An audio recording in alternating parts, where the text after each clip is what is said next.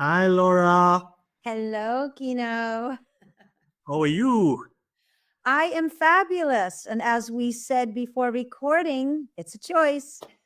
Yeah. Just for the listeners on that, pre-recording, I just told Laura that it's so good to have a guest come on that's so full of smiles. And then we ended up concluding that that's my choice.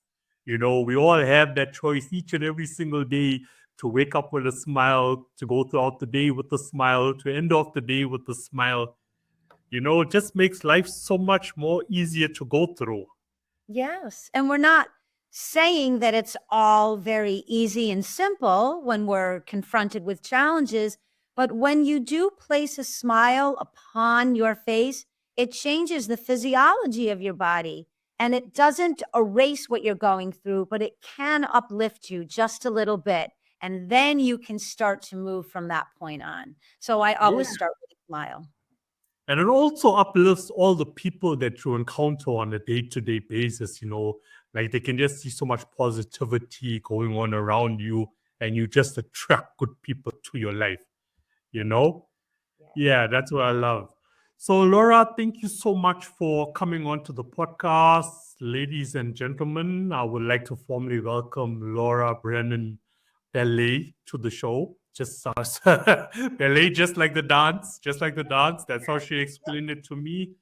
Laura, you are an international best-selling author, speaker, coach, and you focus on a topic that can be so overwhelming for so many people, including myself, and guaranteed for listeners as well. You focus on the science of empowerment, the science of success, the science of desire, the science of our mindset. And I want to quote this. Laura is driven by the life force that circulates within all universal connectivity. That alone is so overwhelming. But I'm sure you're going to explain that. So that's the introduction, basic introduction about you. But let's start first with getting to know you better. Like, where did it all start for Laura? What does your day one look like? Yeah, thank you. Well, I like to acknowledge my brother, Christopher. He was the creator of the J3 equals E formula, and we may touch upon that in our show.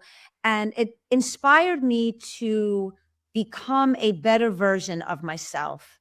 And I watched how he coached. He's a USA gymnastics coach and he's worked with Olympians. And I watched how the mindset worked around that. And I wanted to understand what if regular people like myself applied this mindset? How would that work? And this goes back many decades.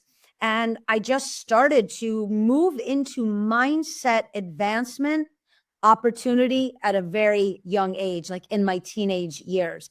And both my brother and I talk about this often. There's something about the way our minds are wired that we look at human potential and we want to engage in it.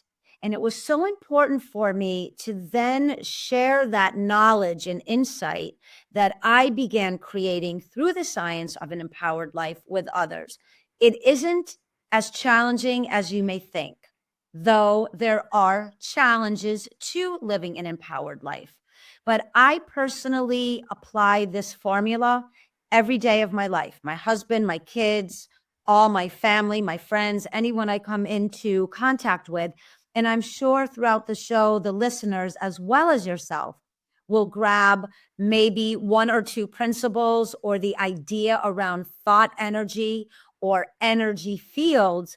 And they'll take something with them that will bring an awareness to how they decide to go through their day. It's a choice. And every day I choose to be neutral to as positive as I can every day. Yeah. Thought energy. How would you define that? Thought energy. What does that mean? Yes. So two answers to this. First, it's truly about becoming aware of how we think about thought. None of us do this. We're not taught how to do it. We're just used to feeling our way through everything. And when we feel our way through everything, we are very reactive to life. When we learn how to think about how we're thinking. It allows this moment of pause. Now we begin to respond to life rather than react to it. And thought energy is really becoming the architect of thought, your thought, whatever that looks like to you. It isn't something that I can say, think this way and life will unfold in this manner. It is an opportunity, an invitation for you to begin to understand that you have the potential to think differently in order to create a more positive, empowered life. Yeah. But why do we as humans, and I can also talk from personal experience, why do we battle with that? You know, it's Mhm, hard and simple at the same time, but we don't give ourselves that opportunity to think mhm. differently. You Yeah. know, is that because our brains are wired, in a way to always think of the worst case scenario that can happen? Because that's my conclusion to it, because it takes the same amount of energy, but I'm so more focused on what can go wrong than what can go right. And that's such an empowered statement. You will have an awareness that it's the same energy, whether you're placing it into the struggle or you're placing it into the resolve. It's just a mind shift, it's a thought shift. Think of yourself as, and everyone has a different description, but you can be an architect, an engineer, a designer. You have the ability to redesign those patterns that keep you locked into that thought process. Like you just said, for most of us, it is so more familiar to align with the drama and the chaos, the guilt, the shame, the negativity of all of what we've been through. It's just easier. It's Yeah. because it's reactive, it's emotional. We're thinking we don't like what that person did to us. There's an emotion, then there's a whole cellular energy that's going on. But if you can learn how to go into the brain mind matrix and create what science calls neuronal pathways, those are just new paths, new sparks of information, new thought processes. Now we can say, yeah, somebody hurt me and Yeah. I don't like that. However, it will not define my choices going forward. I will now take that feeling, I will use thought energy to recalibrate it so that I feel healthier, stronger, and more confident going forward. Now you're moving from a place of authority of yourself rather than being at the influence of someone else's pattern that they never healed.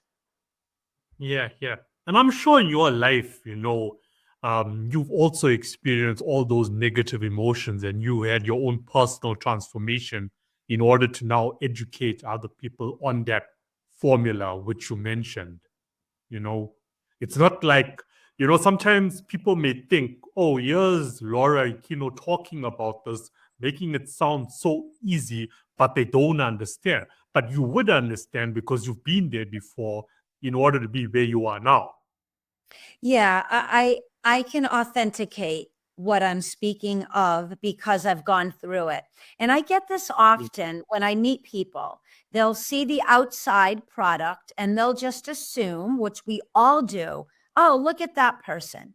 They look a certain way, they live in a certain house, they drive a certain car, they were educated over there, they seem to have it all together. But if we were to meet at a party or a backyard barbecue and we were talking outside of the context of this and we started to become friends, you would then know, oh, Laura has traveled a very challenging path. That was the driver for her to search out this information and create the science behind an empowered life. She understood that I can stay in that state of mind, or I can change and create a better life. And it isn't that it's that simple, but it is. We've trained our mind to think that shift, that change, that growth has to be challenging, difficult. It has to take us weeks, months, or years. It truly doesn't. We won't go into the quantum world of thinking at the moment, but quantum will let you know everything can change like that. Everything. It's our perception behind the questioning of the change that becomes a limiting belief. But if I told you you have the ability and potential to think as if you've already arrived to that next growth stage, you can do it. But your mind is already telling you, no, I can't. I can't do it that fast. I have to go through, I have to do therapy or counseling or whatever it may be, but you can. And it is much more doable than we allow ourselves to believe. It's like when you were mentioning, how easy it is to focus on the drama. We also have to take into consideration all the material that we consume, the external material.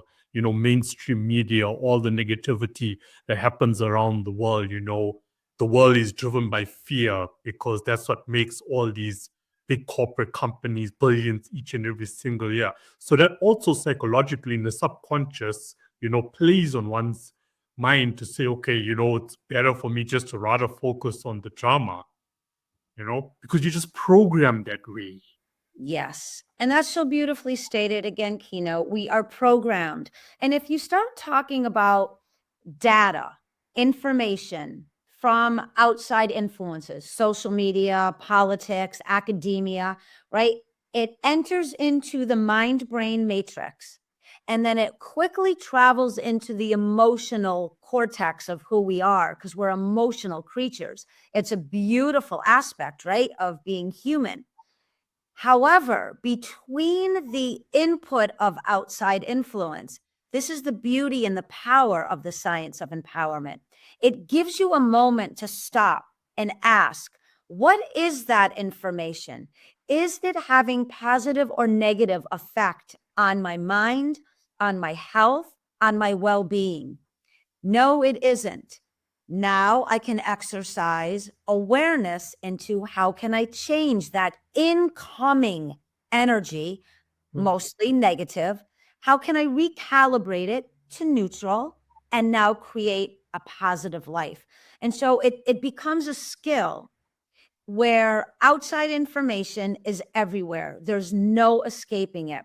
Whether you choose, even if you don't watch the news, even if you homeschool your children, even if you go between your home and your place of worship, you will be affected by all energy that is outside of those places. Your neighbors, right? The laws that you have to abide by. When you go grocery shopping, it doesn't matter how you want to look at it. Energy is coming at us.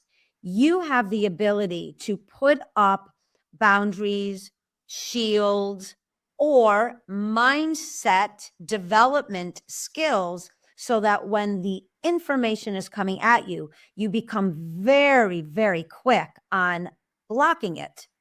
You start to realize negative, not healthy for me, not interested any longer. I've healed that. I've grown past that. That no longer serves my highest and best self. Therefore, I do not allow it to enter in. And it really is that simple. You got to ask yourself, the questions, as you mentioned, if I am frustrated in this present moment in time, like write on like, why am I frustrated? What benefit is it bringing me to be Right. frustrated right now? I can choose to rather be, in more clarity, be more at peace. I also, want to mention, sometimes we can grow up in a toxic environment that can make it hard as well, like once again, personal experience, my external family. I felt at a point in my life that they were extremely toxic for me, including my own siblings. And then I made the decision to step away from them because it wasn't serving me being in their company because it was a toxic environment. And then I was also, eventually becoming more and more like them. then it becomes like this generational curse, but you have to make that decision, and it's not always easy to step away from people that you've known your whole life, can even be friends. I've stepped away from friends a long time ago when I knew, look, this is not bringing me any benefit because I'm around negativity all the time. So make And that choice. it is okay to ask yourself, that immediate family and then the family that we choose, friendships, our work environment, etc. It is our birthright to question, is this environment conducive to me achieving my highest and best self while I'm here, right?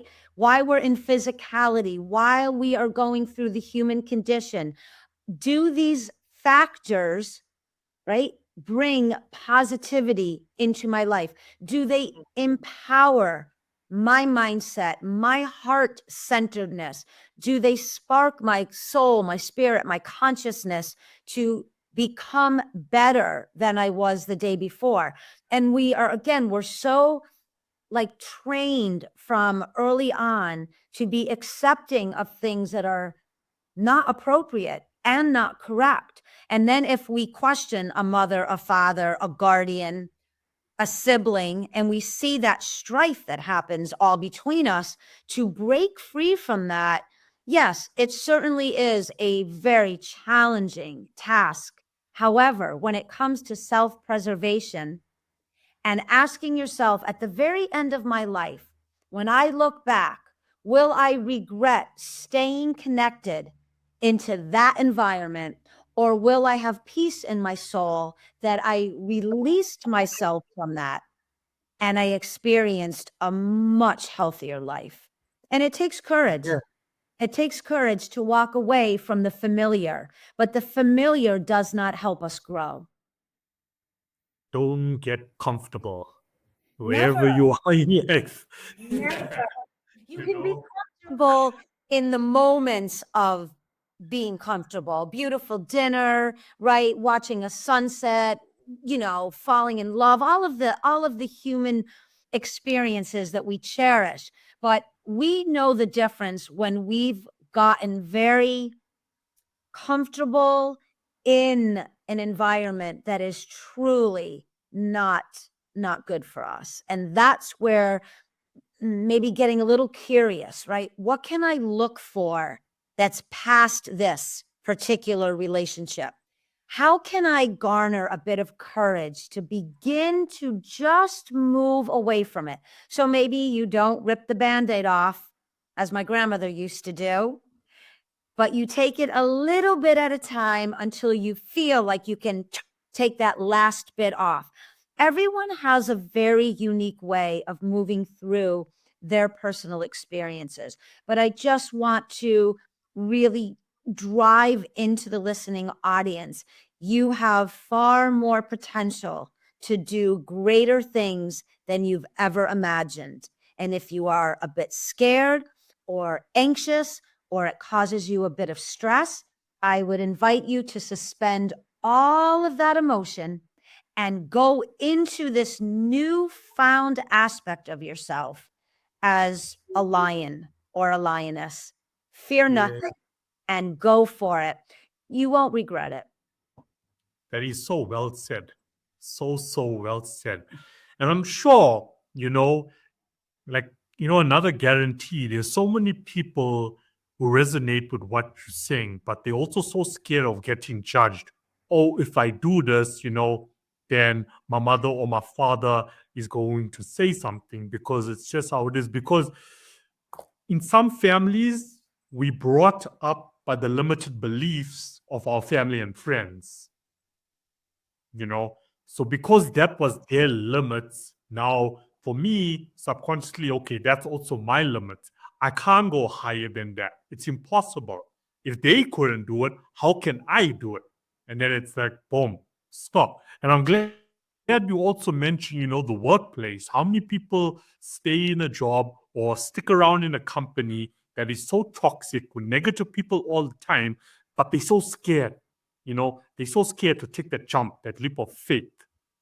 Let me just And leave and trust. and I I think it's so important when we are confronted with that sense of, and again, it may be fear, insecurity, unworthiness, self doubt, all of the human traits that we all have experienced. That is where the magic or the alchemy of creating an empowered life is ignited. It's in those moments that you just say, I'm out. I am worthy of so much more. I don't know how I'm going to arrive to that. I don't know the path before me, but I know this is not it where I am. And what I loved what you said about the impact of the limiting beliefs that come from the generations before us. I write about this in the Science of Empowerment, and when I coach my clients, always this comes up.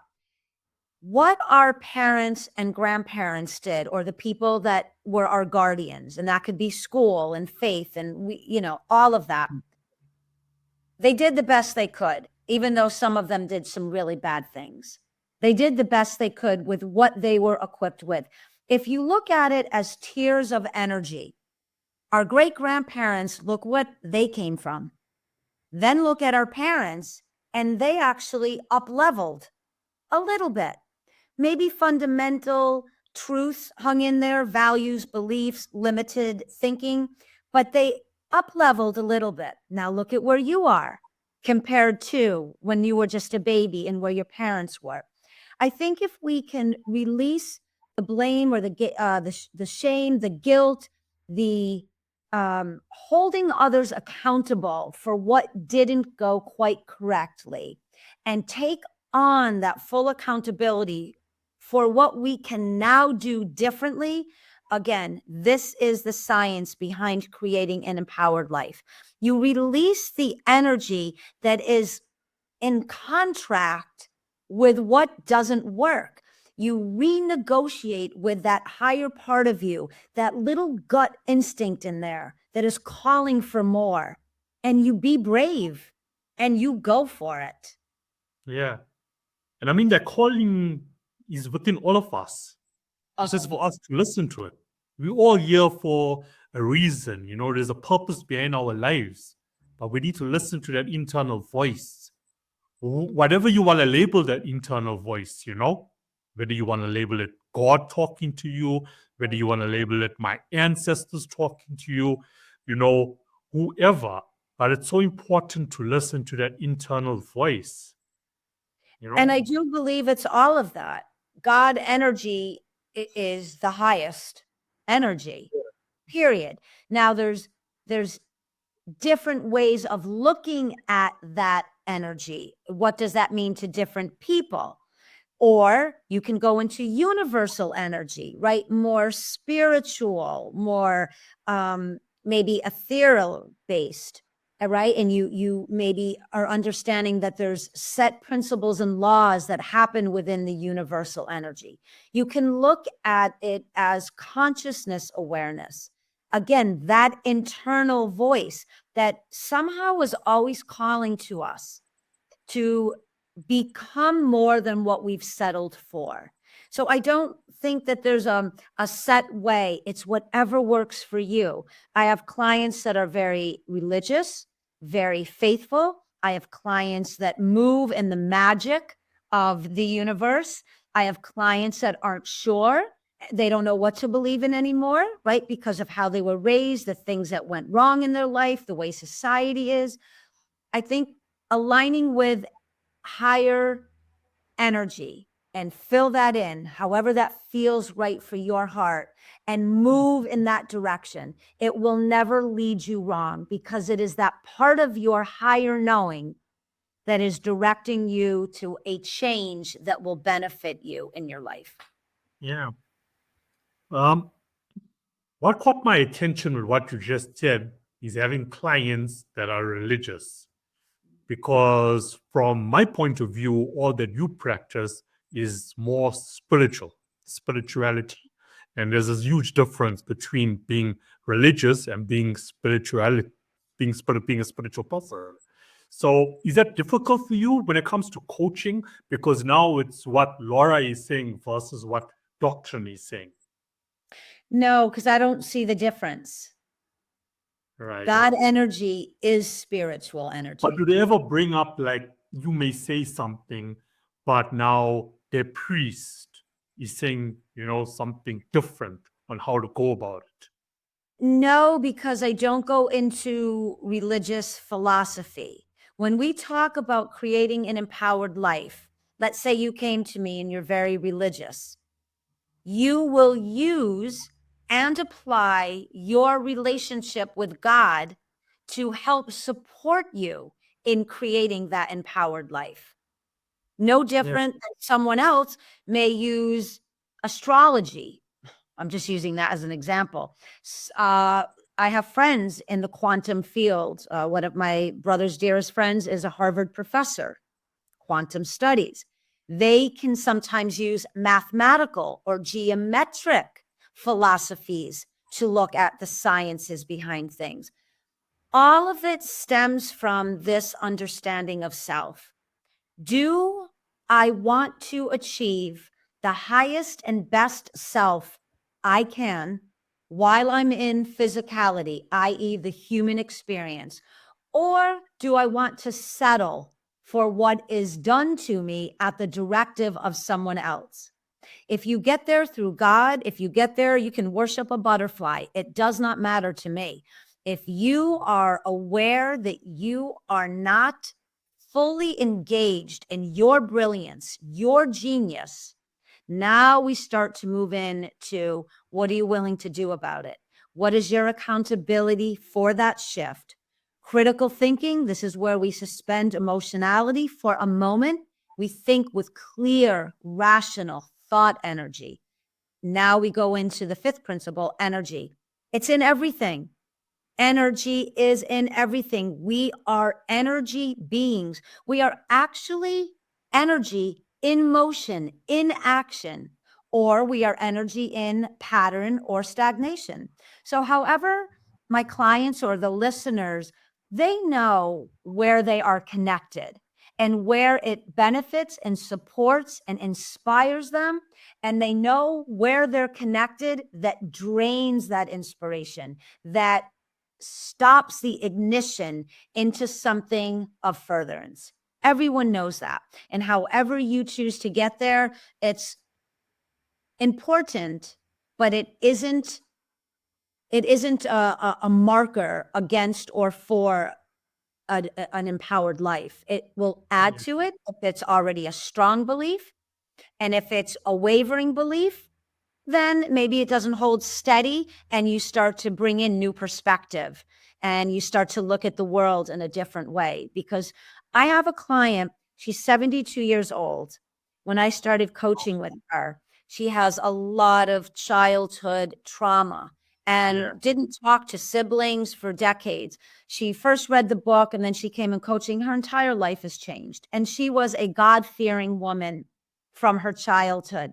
It did not bring her the peace or the resolve, did not change her faith, but it was she allowed herself to open up to just a new perspective of how she can apply her faith with a new understanding of her own power, not giving it all away and using that as the reason for what has happened. Understanding that things happened and I can create the shift now. So hopefully Yeah. that makes sense a little bit. Yeah, no, it did. I mean, when you said, your relationship with God, that is so important. Not your relationship to understand, you can have a direct relationship with God. Yeah. And what you mentioned about the lady who's 72 years old, wow. There's Yeah. anything that I want to do with, my podcast network, which involves 3 podcasts at the moment, is to, eliminate people getting to that age, with so much trauma and so much regret when you have the ability to sort it out now and fix it now. I keep bringing up like the divorce rates, in South Africa and around the world, because we rush into these marriages, but we rush into these marriages with so much trauma that it ends up affecting our marriage along the way, and then it ends up in divorce. And I mean, this is realistic. I see it happening all the time. Yeah, this is a deep conversation.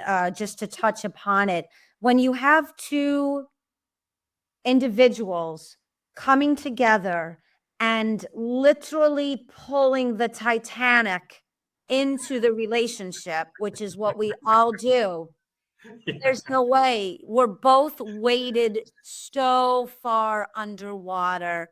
It's so important to take time in your life, figure out your value system, explore your personal potential, discover that part of you that is so solid and so strong that it's unwavering. Then you can present yourself to the world and to a very specific person. Now you will either reflect back to you that strength or their weakness, but not in a negative, just the vulnerable weakness, the vulnerable parts that are unhealed will start to swell up. And then you either can remain steady and strong and help that person along, or you leave because you realize this person is not in that position to match what I've already gone through. And it's not a judgment at all. It's an awareness. And again, it's your birthright to own that awareness and make that decision for yourself. It is not a selfish decision to say no to people and environments that will create a backward draw on you. We are meant to go forward. So when two people, I have two young daughters, I talk about this all the time with them because they're in relationships at young ages. Do you reflect happiness, safety, curiosity, bravery in one another? Or is it a constant combative energy like field? You're nitpicking, you're reacting, you're uncomfortable, you're unsettled, you're scratching and crawling for something from them. I need you to love me because I have too many holes in me. Please fill everything up for me. Be everything that I need. No one will ever fill that. You have to become as whole as humanly possible in your early 20s and understand that that discovery is going to take a long time. It's why I ask people, young couples, why are you getting married? Why are you talking about having 3 kids at 27? You don't even have a house or a job, or you don't even know who you believe in, what you believe in. You're angry against each other. You believe in that political person. You believe in that religion. You believe in homeschool. You believe in public. It's because we as humans are searching for the feelings that will make us feel better. When you go into the actual human work of being the best version that you can be, it's a whole different ballgame. You start to release other people from their duty to how they're supposed to show up. So you feel better about yourself. This is you. And then if you're lucky, you're able to express that to the other person in your own way. And they are like, I get that. So let's work on ourselves together. Now you've got a beautiful relationship. Now you've got an opportunity and a chance for longevity and friendship and companionship, because that's what matters. The chemistry, the sexual chemistry, all the youngness, that's fleeting, especially in this day and age. People hit 30 and they hit a wall already. Yeah, yeah. Work on ourselves together and heal together. Yes. You know? It's a very individual exploration, but it is a journey that you can discover while you're loving one another. Let's say you and I met and we enjoy these 5 things about one another, but there's 3 things that are just non-negotiable. I can't go there Then you may say, I hear you. That's been an issue for me my whole life. I'm willing to work on that. Oh, Yeah. okay, beautiful. Yeah. Beautiful. 100%. And it Yeah. changes everything. But you have to, not that you have to, it will benefit you to arrive to this point within yourself of knowing that you were born. I'm going to say it again. You were born for something different than what you have presently settled for. Settled. I love that. I love that. I've got a friend, I ran into him last week, Saturday, and we had a chat. And he's a staunch Muslim, but he has so much wisdom, like anyone within my circle, it's different cultural backgrounds, different religions, but we know how to be human first. And we were having a conversation about relationships, and he's like, Kino, let me tell you something about the world as it is right now. The youngsters of today are not communicating with each other any longer. That's the problem. We meet someone, we're not communicating first, we're not talking. It's like meeting a girl or boy at a nightclub. You want to get to all the fun stuff, in a relationship, but we're not communicating. So, of course, the result is going to be bad. We haven't communicated first, we haven't even gotten to know each other yet. No. And And that's what's happening. it reminds me, and I love to share this story. We were at my cousin's home celebrating Thanksgiving many years ago. And all the grown-ups were in the grown-up dining room, and all the kids were in the big kitchen table. And we're all laughing and talking and communicating and moving through. And all of a sudden I said, shh, listen, there was not one peep out of a table of like 12 kids. So I said, hold on. I go out into the kitchen and they're all on their cell phones. Okay. So I went up and I grabbed each one politely, and they're all looking at me. Oh, Auntie Lola. I said, hold up. I took the cell phones and I said, talk to one another. Do you know within 15, 20 minutes, laughter, a couple of the girls over here, a couple of the cousins over. This is, I work with youth. I love youth. It's a driving force. It's one of my passionate missions is to really begin to shift the mindset of where they are. I don't even go into the vernacular of social media and the hippocampus, the size of our brain, and what the marketing teams out in Silicon Valley, what they've done to our kids, China, what it's doing with TikTok. I don't even go there. The bottom line is to be able to look at our youth and let them know it's okay. I've got you. We will figure this out together. My girls, when we used to get into the car for family day on Sunday, movie, shopping, dinner, they would be on the phone, and same thing. They'd get in, I'd take the phone away. There were really rough times with them. I mean, they would cry, they would react. I'm taking away their lifeblood, right? Yeah. I Yeah. said, it's okay, you'll survive. You'll deal with it.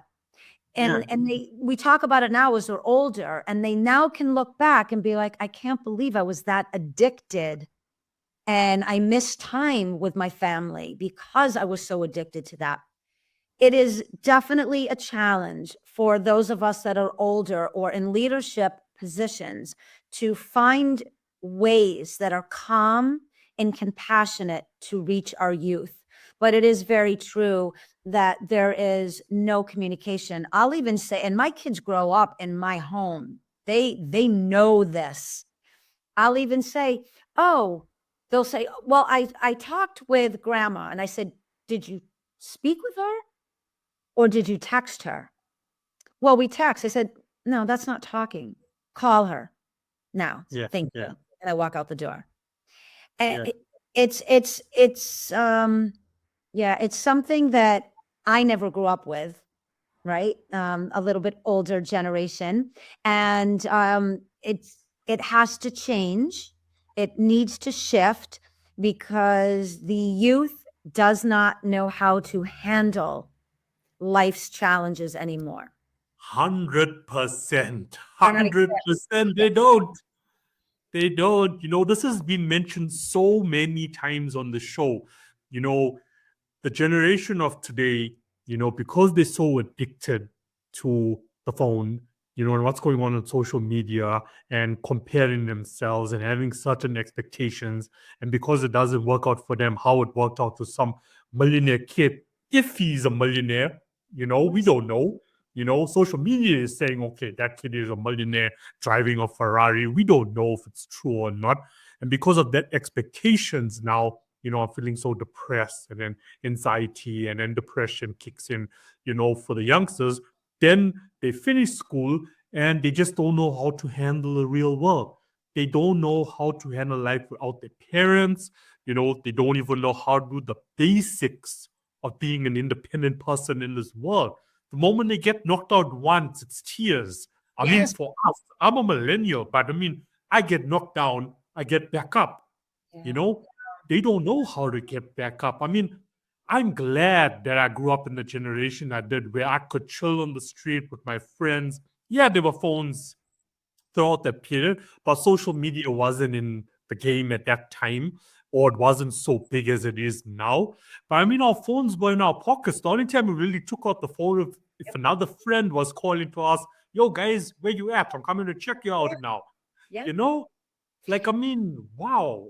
And what I find quite interesting too is so many of the younger parents are not equipped to support and equip their children, because there was that time frame where a lot of, especially moms, and I'm a mom, they wanted to be friends with their kids and be like the cool mom. I remember telling my girls, and my husband will attest to this, I am not your friend. I am your mother. I will be your friend around the age of 25. We'll start to formulate a friendship, maybe, Yeah. depending on how you move through the rest of your high school and college years. And do you know, my eldest daughter at 25, we have a friendship now. We have a Nice. real friendship. And my younger one, 21, we're working on developing, but I said, you still have time. You don't have enough experience and you haven't acquired the skill set in order to warrant my friendship. And again, when I speak, it isn't a selfish way of communicating these messages out to the world. It is to show strength and resolve that as a parent, you must steady the ship or you will all capsize. It's that simple. If you let youth direct the flow of energy, and we see it happening all over the world, we're in trouble. We are in trouble, and we really are. When we look at a graduating class of 2025, how many of those children are really going to rise to the occasion to be true leaders in the world, whether it's in our church or in our political arena, whether it's in academia? Where are those leaders right now? Because now is when they're being forged into that mindset. I don't see a lot of them. And, I work with my local community. I'm starting to get involved even more because, whew, it's a bit They're too challenging. trapped. Yeah. They're really too trapped. They're They not going to have the capabilities, to take on those positions in the future to come. And for me, it's built by design. It's Oh, it's built by all by design. design. All You by know, design. we need Yeah. to keep them as trapped as possible so they don't even think about getting themselves involved in these leadership positions. What you just mentioned is also solid advice for parents out there. The saddest thing for me is walking into a household during dinner time, and also the parents are glued to the phone. Yeah. So, they're sitting together at the table or on a couch, but they're glued on the phone. They're not even having a conversation with each other. Hey, how was school today? How was work today? What did you get up to? Just simple questions about the day. That's it. Getting to know each other. They're so lost. My 21-year-old still lives at home and she's in university. I ask her every day, how was your school experience? Any great like teachings? Did you gain any new knowledge? Did somebody say something that you disagreed with? Would you like to discuss that? No, mama, I'm good. I'm fine. Or we have a conversation. She has a very steady boyfriend. Is he kind to you today? Did you have a good time? Did you enjoy your experience with him yesterday? How are you feeling? Do you need me for anything? And that is every single day. And as a parent, and I have a lot going on, but it is my position as her guardian to make sure I connect with her. Now, she may not want to connect with me. That's okay. That's her learning curve. But she knows every day I reach out. Every night before I come up to the stairs, I love you, JD. Love you too. Nice. Even Nice. if, even if there's issues, she knows I've got you. And I think Yeah. again, there's a separation between moving too far in and again trying to become the friend. Even my kids, oh, can I borrow this? Can I wear that? I said no. You have your own style, your own clothes, maybe down the road. But it may seem trivial, but these very important boundaries set up future boundaries for our children. And and if you just let them kind of run wild with everything, they have merged into this very entitled energy that we see all over TV, right? And we know this is going on here in New York City. We have a movement where the younger generation wants free everything. Yeah. Everything's got to be free now. And those of us who work very hard to have what we have are like, free? No, nothing is going to be free. Love is free, communication is free, right? Sunset, sunrise, we can get all philosophical here. But if you have to stock a grocery store, a farmer has to seed and water and till and pluck and put it on a truck and then the gas. And I've tried to explain this to youth. Where do you think it comes from? A cute little break in the conversation here. When we moved from our small apartment into our home as a family, my kids did not see what was going on. They saw the house all a shambles. Then they came in and their bedrooms were all put together for them. The house was a home. My daughter thought that somebody comes in and does that for you. No con. I said, where do you think your pops and your mama have been all this time when you're over at grandma's? Because but it makes you realize that you have to communicate to them the realities of life. That doesn't mean that they cannot create new reality. It doesn't mean that they cannot be these innovators, these visionaries, and find new ways for the human condition to evolve. But you have to have some steady footing on the realness of life in order to then create the safe space to become more. And I think that's what we're missing in a lot of areas. I agree with you. I got a word for what you just said, entitlement. Oh, it's Yeah. I just was talking I'm to a entitled group. My daughter, who grows up in the science of empowerment orbit, the other day we were talking, had a funny conversation, and she goes, why can't I just be a Nepo baby? to And so it. I looked at her and I said, why can't I just be a Nepo baby? And I put it right back onto her. Yeah, yeah, I said, carry on and have a good day.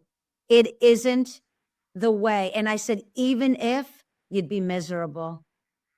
The yeah. other set of issues that come with that level of entitlement would bury you. And that's part of the unawareness to what's going on. We're seeding this youth with this delusion of make believe. And when they can't achieve it, it hits them so personally that they feel less than what they truly are. And so I really want parents or any youth leader that's listening, remind our youth every chance you get, you are important. You are magical. You are genius. You are beautiful. You are special. You are unique. Whatever that is, have fun. Find it. Look for it. Don't expect it. It will never happen if you expect it. Wow. Wow. Just brilliance. That's such solid advice. Thank you for that. You're welcome. Uh, let's talk about now the science of empowerment, your book. Yeah. Is there anything over and above to what you have said from the time we started the show? No, I think what's really beautiful about the book is it moves into the J3 equals E formula, and very quickly, so people understand what that is. It's an acronym. J stands for Jekyll. Those are 4 of the most important people in my brother's life. Someone that 2 of his best friends, someone that did his program, the very first client he had, his relationship with my cousin, that's the K, and L for Jekyll, Jekyll. I'm the L, Laura. And then there's a halo above and below, and that represents our parents. So that Jekyll formula consists of 5 principles. And then when you move into the 3, that's negative, positive, neutral. And then you go into equals E. So when you look at the 5 Jekyll principles, you move into the power seat of choice of energy, negative, positive, neutral. Which one are you? Now we begin to create an empowered life. And I will share happily with the audience. The 5 principles are, so everyone right now, think of a present challenge that you have. Number 1, first principle, awareness. I want you to hone in on the awareness of that challenge. Second principle, willingness. What are you willing to do about that awareness to that challenge? Principle number 3, accountability. No outside blame allowed anymore. You bring in self-accountability, full on force, in power accountability. Now we go into principle number 4, critical thinking. This is where we suspend all the doubt, all the fear, all the angst, anxiety, blame, shame, guilt, all the emotionality for a moment. And we begin to think with a higher level of intelligence. Critical thinking is rational without input that creates this emotional charge. 5th principle, energy. This is where everything exists from. And again, ask yourself, what am I aware of? What am I willing to do? What is my accountability? I'm going to think with a critical thought process. Energy, negative, positive, neutral. You've just neutralized the negativity through the awareness, willingness, and accountability. You've neutralized the emotional reaction. Critical thinking supports response rather than reaction. Energy, I'm now neutral. Now I can go from neutral to positive much more readily than negative, right? Yeah. To neutral. Yeah. Neutrality is a superpower. Focus on neutrality. It will start to release all negativity and bring you to this power seat of neutrality. Now you can start to have more positive thought energy, more positive response, more intellectual interaction with life itself. Now this formula really equals empowered, empowerment, empowering your life. Wow. And that's at the foundation and throughout all the book. So it's not an easy breezy read. It's got complexities and depth, but it is a book that will blow you wide open so you remember you. There's nothing about me in the book. This is a book where when you begin to read it, it is you reading and remembering to that higher part of yourself that is ready for its next level of greatness, of brilliance, of potential. Nice. There's one word that stands out for me. Okay, besides, empowerment, but like science, because I always say like the whole world is run by science, formulas, and a whole lot of psychology. It's how it's run. And now you providing the science on how people can honestly live their best lives. And Yourself. and remember, if science doesn't feel comfortable to you at the minute, it's okay. This doesn't mean the science in a complicated way. Science in true origin is alchemy. Alchemy could be magic. And I don't mean magic like woo-woo magic. I mean magic as in formulaic, right? Equations, mathematic, engineer, design, architecture, whatever feels right for you. But you have the ability to enter in new information into the mind and begin to recalibrate the behavior so that you can shift patterns, you can heal habits, and you can actually elevate your behaviors so that you are not only feeling and thinking empowered, but you are empowerment in action every day. Yeah. Yeah. Wow. Wow. Wow. Definitely a book to put onto the list. It's not a book just to read and put it on the shelf and that's it, forget about it. It's a book to actually read, even for a second, third time and actually, put it into practice in your life.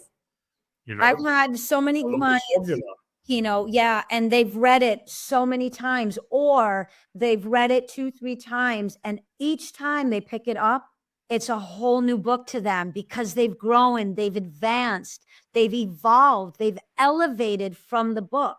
That's how the coaching business started. I never wrote the book to become a coach. I had readership all over the world that started emailing me via my website. Can you coach me? I read this chapter. It affected me greatly. I've read the book. I've healed relationships. And I mean, there's been marriages that are thriving now. I spoke at suicide prevention events. So it is a book. It's $20 on Amazon. It will shift your mindset. It will elevate and stimulate and ignite such growth in the person that reads it. You will not be disappointed. It is a master class in personal potential, and everyone can reach out to me. You can go to my website and there's an area to email me. I answer everything personally, not my team. And there is also a Kindle version available of the book. And the Kindle version is like $3. I put it down. There's no excuse. I need a book in hand. I have to read and take notes and write. Even I read my book over and over. I keep getting more so I can be more for my clients. When I speak on podcasts to the listening audience, there's always something new that comes out of that book because as I evolve, the message evolves. And so, yes, the Kindle book, I don't even know. It's $2.99 or $1.99. I called Amazon. I said, put it down. Once I hit international best-selling book, I'm like, I want so many people to have it. So it's out there. Yeah. I'm also a physical book reader. Like I love to also have, physical book in my hand. But why I always ask each author that question is because, many people can't afford, to get the physical book plus shipping, from Amazon. So Kindle, of course, makes it much more easier. To conclude, but I mean, you mentioned it yourself, suicide prevention. How has your work impacted suicide prevention, mental illness, with what you coach? Yeah. It allows someone that is in the structure of struggling to know that there are options and options outside of what they've been used to. So mental health, mental wellness, mental well-being, we all know is at the top of the human condition right now. We all have challenges around this on some level in some way. So what I love about how the science of empowerment has helped that particular organization from time to time when I'm asked to speak or I've been asked to maybe coach privately someone is that there's a way to explain that you are energy. You are living, breathing, thriving. And what got you to this place does not have to hold you into that place. You have the ability to just move ever so slightly, and then we'll begin again. and ever so slightly, and then we'll begin again.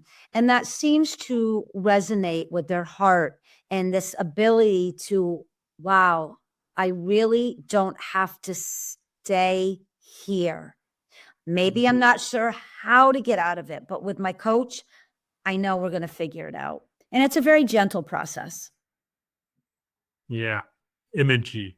You know, you the second author in the last week. That author was last week Thursday. Also said, something very similar to what you said. I mean, he specializes in hypnotherapy and Yeah. anxiety, and he's like, look, anxiety is not a mental illness; it's energy. You choose whether you want to set up camp or let it just pass by. That's You know. so true. And for some reason, our brains, again, they're wired, they're crisscrossed, thinking, I don't have a choice. What do you mean I can choose? What do you mean I'm not stuck? But we're not. And this is the key to creating an empowered life. Recognize, hone in on that awareness. You are not fixed. Energy cannot be fixed. It cannot, unless we condense it into a desk or a chair or a non-human, right, item. You cannot be fixed. It is the delusion in our brain, and that's not a negative thing. We think we're fixed. Well, I was abused, therefore I'm a victim, and I will ride that wave all the way through. No, jump off, swim. I don't care. Do anything. Get off that ride. Nothing is fixed. You are energy in motion consistently. And there's science, there's faith, there's religion, there's consciousness, there's spirit. Every category has so much knowledge and information to help people understand that. In our sleep state, what the body does alone is amazing. When we're like off somewhere else, our dream state, where are we there? Right? We're Yeah. constantly in motion. So nothing is fixed. It's only the perception and perspective that you've placed upon that idea. So change your perspective, expand on your perception, and begin to apply the 5 principles. Select neutrality at every intersection of your life and begin to think with thought energy. How can I turn this into a positive? And now you've changed that experience for the better for everyone involved. Now you're creating an empowered life. Yeah, wow. I'm still having that LOL moment in my head, thinking about how many people just love to ride that wave. I'm Yeah. a victim. You know? No, All the way till they're 78 years old, I'm riding this wave. 72. No longer. You know? No No, Laura, longer. this has been so impactful. Wow. I mean, the thing is about mental illness is just the narrative of Yes. what it's always, been like for people forever and ever. You have a problem, whether it was your parents that told you it or whether it was the doctors that told you it, you have a problem. And the only cure is medication for the rest of your life. You just need to learn to manage it.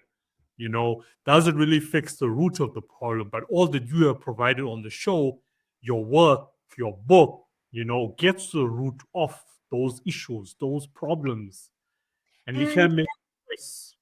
yes, and there are mental health issues that truly need very skilled professionals that understand that there is, right? Because there could be schizophrenia, there could be bipolar, there could be hormonal and chemical shifts in the body that are creating the emotions to be in flux.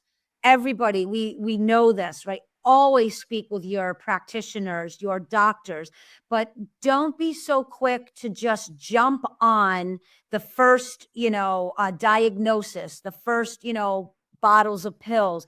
Keep searching out and find ways to connect with things that calm you down. The beach, the moonlight, a sunrise, your feet in the grass, a walk, a hike, having a cup of tea, getting together with a friend. Therapy and healing has many, many doorways. and keep opening those doors until you find what resonates with you. Yeah. It's like we need to integrate, which is what, the hypnotherapist who came onto the show last week, Thursday, also said. He says he doesn't want to bash traditional therapy, you know, but he says what he's seeing now is therapists are now also using his work. And that's what we need to happen. That integration needs to happen. So before a GP, says, okay, look, you have anxiety. This is what I'm diagnosing you with.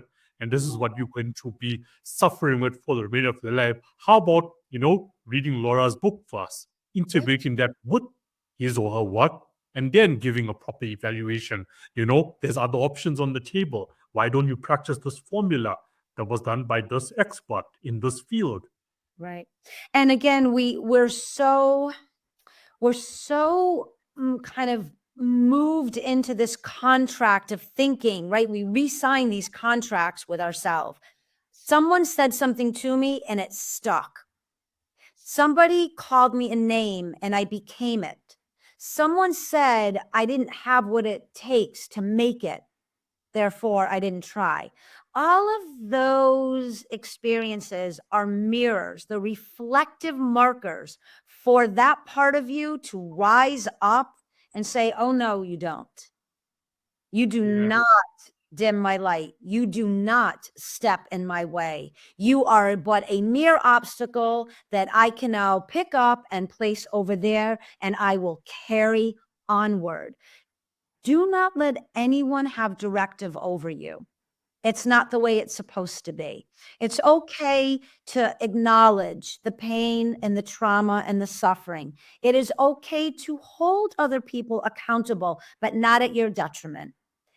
Honor our past, but the moment and our future are what's going to really allow you to experience your highest and best self and really create a life that when you are a little old lady and a little old man, you will look back and say, yeah, maybe I got knocked around a little bit. But one day I listened to this podcast, I read a book, I became coachable, and everything shifted in that moment.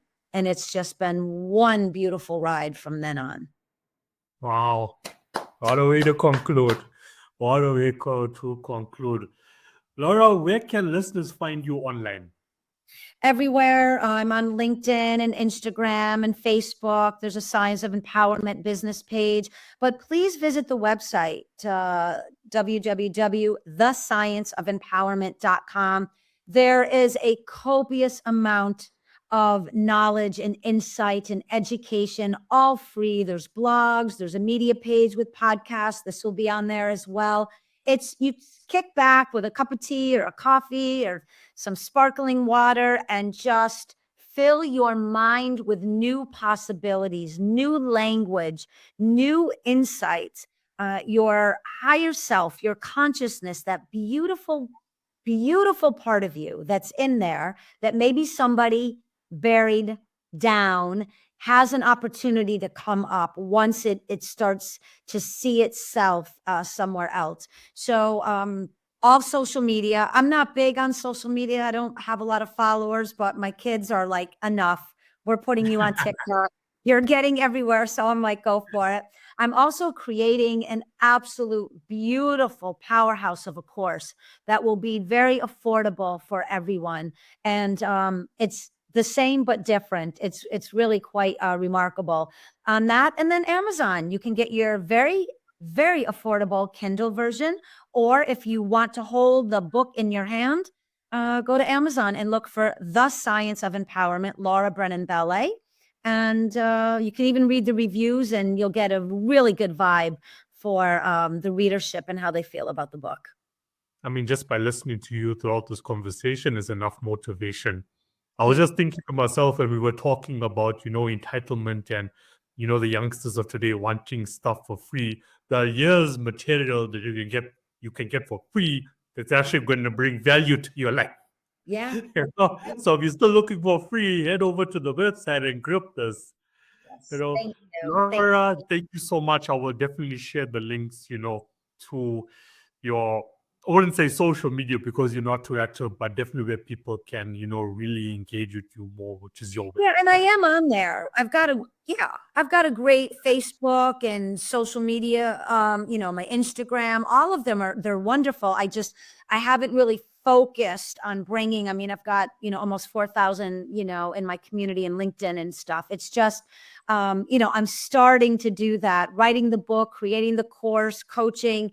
It's a lot of creative energy. But I'm starting to move around a little bit. So Or it's, just, outsource the whole division to your children. yeah. Handle it. Laura, thank you so much. It was a pleasure having you on the show and keep Thank you. It was an doing honor. what you're doing. Like, I appreciate you so much and all you are doing for humanity. Thank you. Thank Thank you. you. All the best moving forward. And who knows what the future holds? We may just chat again soon. I'd love that. Yeah.